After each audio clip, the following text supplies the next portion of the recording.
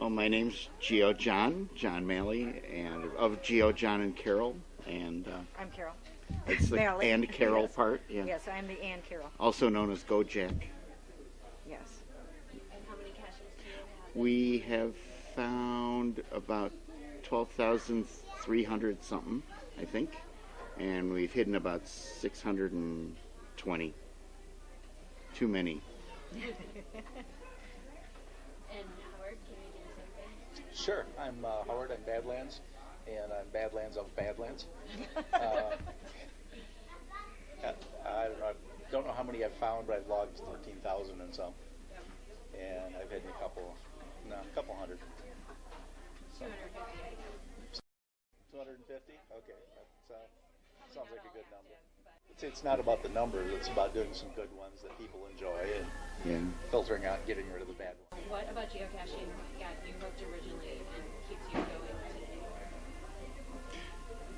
Well, the thing that got me hooked originally was when I heard about it, it was just kind of an instant thing. I thought I could do a lot of creative things with that. I didn't know anything about it except the very, very basics. I'd never done it, of course. But I thought that would be really fun to explore and see what kind of creative hides I could put out there and just what kind of interesting places we could find. And I remember thinking, boy, if people are creative with this, it's something I really want to get involved with. And little did I know how creative people are. So that's really what got me excited about it at first. When we started caching, I thought it was stupid. I really did. I mean, he was dragging me along, and I'm like, really? We want to do this, you know? But then as we went to different places, and especially we took a trip where some of the small parks and interesting places that caches took us, that's what really hooked me. Plus all the wildlife we see when we're out caching and, you know, the scenery. I like the nature part of it. That's what really got me hooked. When I started, I think it was the fact that it was an underground thing that not that many people knew about. So it was like you talked to somebody about it, nobody knew about geocaching. Today it's fairly mainstream, so that aspect of it is pretty much gone.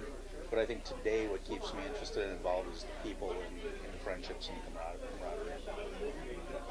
So, do you remember the first cache you did? Do you remember the name of your first cache? I think it was back in Yep, 2005. first cache I did was Beverly's First. It was a 50 caliber ammo can, and I didn't even know how to use a GPS. I wandered around out in the woods, and I was getting really frustrated. I said, this is just not for me. This is not working. And then I tripped over it. And I was just absolutely amazed that this thing was out there in the woods, and I couldn't find it. And I just fell in love with the sport and never looked back. That's one of Carol's techniques, is tripping over them. Yeah. Do you guys remember your first cache in 2004? I do, very well. I want to hear your part of it. Well, I wasn't real happy because she made the find, and but it was the closest cache to our house, or the second closest maybe. But it's called Crazy Cache, and it's archived now. But yeah, it was just a little super glue, crazy glue tube that Geo Ron put a log in, and it was in a split rail fence. And Carol made the find, and it hurt. But that's our first cache. Was that our first find? Yeah. Okay, because we went to a different one first to try to find it. Yep. I remember our first DNF, but that's the one I was thinking of. But yeah, we didn't find it first. We found the other one first. But Okay, John, that was Carol's first find. What was your first find? yeah, really. Carol. Very good. That was my best Good answer. find. So, I think you guys have both cached in Canada. I looked at your statistics. Yes. Have you ever traveled just to go geocache? Oh my God, Always. yes. Pretty much always. I don't know how many road. We've taken a lot of road trips just for caching. Not just for caching. Usually we'll combine it with wineries, which is an interest of Carol's, and sometimes lighthouses. We'll seek out odd roadside attractions, but mainly when any vacation we take now is always geocaching related, primarily. Yeah, and I don't know how many we've done, but maybe I don't want to know. It's almost like, well, I don't know what to do on vacation if we didn't cash. Yeah, it's gotten to that point. Yeah, yeah. The furthest we've ever gone for a specific cache was for a Gurney Glen cache that he had placed in upper Michigan, way up at the tip of the Keweenaw Peninsula. And in the fall when he placed it, he was telling us, oh, there's this first to find opportunity up in the Keweenaw. And we started looking at it, and every time we would see Glenn, he would egg us on, like, hasn't been found yet, hasn't been found yet. So we told him, okay, if it hasn't been found in the spring, we'll go up and get it. So spring rolled around, and hadn't been found yet, Memorial Day weekend. So he drove 500 miles, we got the first find. Wow. How long was it there out for? It had been out like 8 months. And nobody found it. Wow. Nobody had found it, and right now it has 3 finds on it. One local person, Lori and I, and Crowbrook teamed up to get it. That's crazy. That is Have crazy. you ever not cashed while traveling? No. Probably I not so don't cool. think we ever have. No, not since we started. No. And I think both of you guys have been to the Ground Speak headquarters in Washington. Carol has. I have. Okay. Yes. And you, so Carolyn, can you tell me more about your experience there? What's it like? I've never been there. I might want to go if it sounds cool. Well, actually, when I went out there was, a year ago, September? Yeah, I think it was. And they had just moved to a new building, so that wasn't complete yet. We didn't get much of a tour. But they had the cache that you find there was pretty cool, and so much swag in there to look at. You could spend all day looking at the swag in there and stuff. But the people there were so friendly and so nice. But one of the things that I thought was really cool is they had this monitor that changes whenever anybody's logging a cache. It shows on there. It's like every time you log a cache, it shows up on there. And that was just amazing. The time of day that we were there, it was mostly people, it seemed like, in Germany that were logging caches. But it was just, you could just stand there and watch that because the map changes, like where the person is that's logging the cache. So that was cool. It was. Yeah, we didn't actually get to see the inside of the building, but we went up for the Woodstock event that was up in Seattle, and then we went to the HQ event. So we got to meet all the lackeys, but didn't actually go in the building. I begged.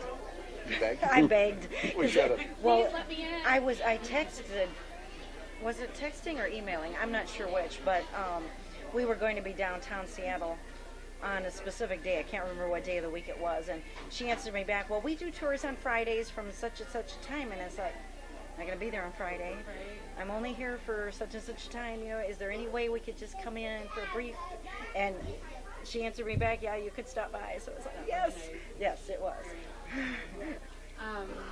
So a little bit more about traveling. You guys have gone to mega events, the Geo Wichita, Mhm. and maybe like the Cash Bash in West Bend.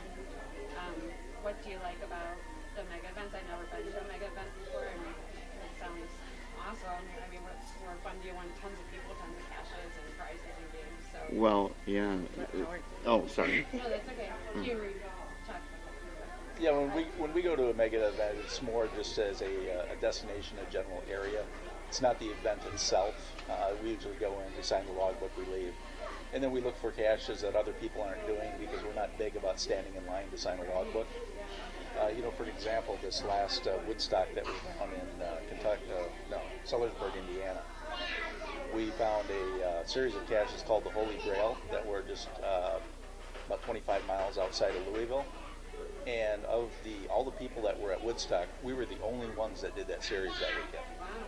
And that was the first time in a year it had been found. So, we were pretty happy with that. So we passed up the 100 or so caches that we could have got that day, and we went out and spent a little more time doing something that to us was a little more interesting. That's their style, though. They tend to do things a little bit different than, I think, the mainstream. I think you have to agree with that, right? Probably. Yeah, and it's interesting. We like caching with them. You always seem to find adventures and little adventures, and that's kind of what it's all about. So. You want to talk about when we go to the mega events? Because our experience was a little You different. no. Well, yeah. Our favorite thing to do every year is go up to West Bend to the Cache Bash up there, and we will never miss that. I mean, it would take, I don't know what to make us miss that event, but the creativity, the geology up there. They have a tremendous park. It's a state forest, Kettle Moraine Park, and so many different parts of that park with different terrains and stuff. The hiders up there, it's just a very different experience finding these caches, and the whole town is kind of into caching. A lot of caches are placed near businesses with their permission, and the business owner will come out if you've been there for a few minutes and it's over there in the bushes, and everybody knows about it. The cops are unbelievably cool about it, and they actually give you a thing to put in the windshield that says this car's not abandoned and we're geocaching will return soon. And the police use that. They told us that we saw one in a gas station or something, yeah. And I said, do you really use these cards? And he said, oh yeah. He said, about sundown we start getting a lot of calls about you guys, and if we go by and we see that in the windshield, we know what it is, you're cool, and we'll keep going. So the whole community, though, it's put on by the Chamber of Commerce, so they're totally behind it. Very interesting place. It's kind of nice to be in a town where you don't have to feel like you've got to hide what you're doing, basically. Yeah. I like that aspect of it. And like you said, there's some very creative cachers up there. We really enjoy the hides. So, yeah. Yeah, you have to go.